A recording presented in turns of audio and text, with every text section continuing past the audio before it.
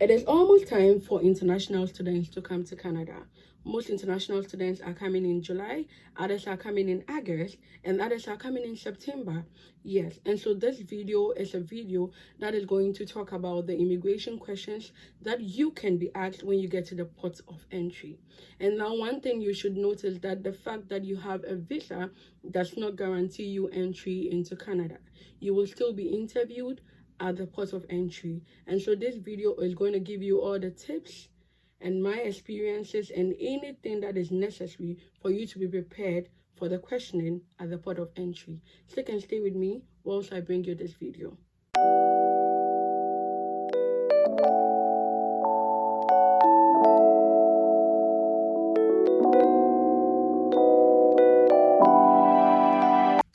Hi guys, welcome to my YouTube channel. I'm always so happy to be here. I'm always so happy to share my experiences. And yes, so today's video I'm going to talk about some immigration questions you can be asked at the port of entry in Canada, and also some immigration questions that you can be asked when you are even in your home country. Yes, they do that as well. Yeah, they do that as well.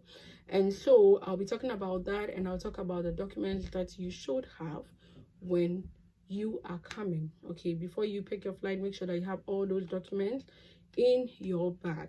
Okay, and so just before anything, if you see me looking down there, it's because I have some things written out that I have to look at just to make sure that my video is going the way I want it to go. So yes, like I said in my intro, the fact that you have been given your visa does not guarantee your entry into Canada. You will still be asked questions, but this is not a scary process. It is just a requirement that they have to do. It's not a scary process. Just answer the questions as truthfully as you can, and then just enter into Canada. And yeah, that is all. It's not scary. They're just asking you basic questions that you answered in your study plan, and so that should not be a problem at all. And so yeah, sometimes we get asked questions in our home country that is by the flight itself. So I came with TAP Portugal, and I was asked questions by TAP Portugal itself before I even landed in Canada. So before they allowed me to check my bags in and all that, they asked me for my introduction letter. So if you've already received your visa, you are going to know what the introduction letter is. So when you are, when you are done with the entire process and they ask you for your passport, and then you finish them with your passport, they then give you a particular letter. When everything is done and they've stamped your passport with the visa, they give you a particular introduction letter that you present to the immigration officers at the port of entry. Yes, and so if you've not yet received your visa, know that when you receive your visa, you're going to get that particular document, so you don't have to worry about it. And so when I got to Kotoka International Airport, the flight asked me those questions: my letter of introduction, tuition deposit, admission letter. And I think with the tuition deposit, I told them I didn't have any tuition deposit because I personally did not, pay any deposit. And so I told them I was on a scholarship, and so they asked to see my scholarship letter, and they asked me to enter my portal. Yeah, because I think generally the flights, TAP Portugal and all other flights are realizing that most of the times when people get to the port of entry, they are asked these questions, they are not able to answer, and they are brought back, and it's their responsibility to bring you back when you get deported or when you get sent back. And so they just want to make sure that they're doing their checks right, just so they don't lose, because it's a flight company and they also have to make profits. They would not want to lose any money, yeah, by just bringing students back every day just because they didn't do their checks as well. So I think it's not a bad process, just that you shouldn't be scared. It's nothing scary. They just ask you basic questions, and then you go on ahead. You check your bags in, you go sit at the waiting area, you get into the flight and you come to Canada. So now the other questioning point is at the port of entry. And so now when you get to the port of entry, when you get down from the plane, normally when you get to, so for me, my port of entry was Montreal. And so when I got to Montreal, we got down from the plane, we had to fill a particular document on a particular screen where we had to, tick some boxes and all that. Do you have any meat in your bag? Do you have all that? So I just ticked them, I did all that, and then you'll be ushered to move to where the immigration officers are for the questioning. And so sometimes you could be asked questions, sometimes you would not be asked questions. Sometimes all this depends on the number of people at the port of entry, because sometimes they receive a whole lot of students coming in at a given time, and they want to, do the processes so fast that you don't get questioned a lot. But questioning actually depends on individual situations and sometimes how you look generally. Like, if you look like someone that they should question, they'll just question you. So it's more like, I think most of these people have been trained. Most of them are psychologists, and so sometimes they look at your body language and all that, and they ask you questions. Don't be scared. They are not scary. That is all. But before we get into the questions that they can ask you, let me state the document that you need to present. So the document that you need to present, just know that you should have all documents that you use for your visa process. That is the simple answer to this particular question. What documents should I bring to Canada? The documents that you presented when you were applying for your visa. Those are the documents that you should have with you.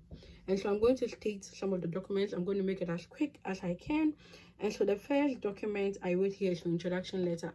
So the introduction letter, like I mentioned, is given to you when you've gotten your visa.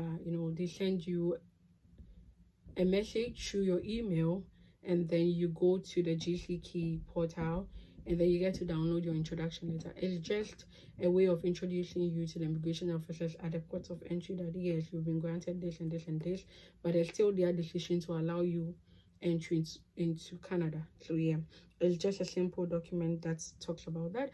I'll try and then add a sample to that, probably taking out the name of everything, but I'm going to add a sample to the video. The second thing you need to have is your letter of acceptance. But some schools like University of Manitoba, like my experience, we don't have letter of acceptance. We have the admission letter only. And so I just needed to show them my admission letter. And so yes, if you have the letter of acceptance, you do. Some people have both. They have the admission letter and they have the letter of acceptance. But so if you have both, just have both with you. And the proof of deposit to the school you are going to.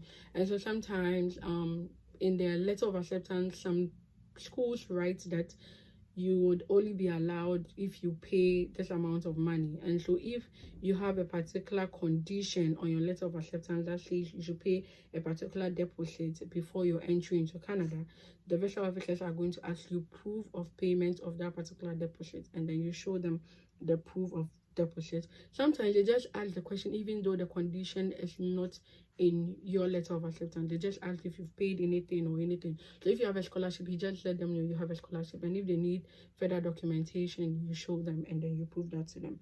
Now the next thing is, if your letter of acceptance has a particular condition that talks about you writing a language text like IELTS and the rest of the language test, then they would ask you for a proof of that language test as well. So that is one thing you should also note. Proof of finances is actually one thing they ask, but it's not every time. Most of the times, if you say you have a scholarship, then they ask you for the scholarship letter. If you say that you've paid a particular amount of your tuition, they ask you for that. They don't really go scrutinizing your whole bank statement, but you could be asked about the proof of finance, and so you should probably have the bank statement that is submitted to them when you're applying for the visa with you, just so you might never know what you could be asked. So it's one important thing to have. Sometimes you can be asked about your study plan. This does not normally happen, but yes, sometimes some visa officers, I know someone who got asked about her study plan that she used for her visa processes. I really don't know why that happened, but she was asked that question. And so sometimes you can't be asked about the particular study plan you used to apply for the visa. So it's just good to print every document that you use for your visa application out, just so if you're asked something, it doesn't look like you don't know what you're about. Now sometimes they will just ask you the address of the place that you are going to. So most of the times when international students are coming to Canada, they already have people, sometimes they contact people through LinkedIn. I did some contacting through LinkedIn. I also realized that some people completed completed University of Manitoba in my program, so I tried to get some connections and try to make some connections with them, just so they can help me with accommodation. And so sometimes before you come, you already know where you're going to. So if you know, you can give them that address. If you're also going to be with somebody for a while before you get your own place, you give them the person's address. Okay. And then sometimes if you have an Airbnb reservation or you have a hotel reservation, it's better you give them that, just so they know where you're going to. This question is normally asked, but yeah, especially when you are coming with a visitor's visa. Yes, I know a lot of people get asked that question when they're coming in with a visitor's visa. Yeah, but students too are asked that question, so please take note of that. Also, proof of ties. So sometimes, you know, like I'm saying, they can ask you for your study plan, and then if you have the ties in there, they can ask you, can you show us a proof of something? Sometimes they can even ask you, can you open your portal, your school's portal, for them to see? Can you show us a current email from your school? Can you show us your school's portal and everything? And I know a whole lot of people have been deported or have been sent back to Ghana and all other, you know, countries because they could not open their portal. And so one thing you should notice, that if you had a representative who helped you with your process, make sure you have all your credentials, all the needed things from them. Make sure that you have access to your school's email, make sure that you have access to all the documents, and make sure that you can access your portal, because that is one way they get people sent back to their home countries. So please take note of that. So yes, I think I've exhausted that, and so we are now going to move into the questions that you can be asked. So for the questions, they can just ask you, what school are you going to? You just answer, maybe I'm going to the University of Manitoba.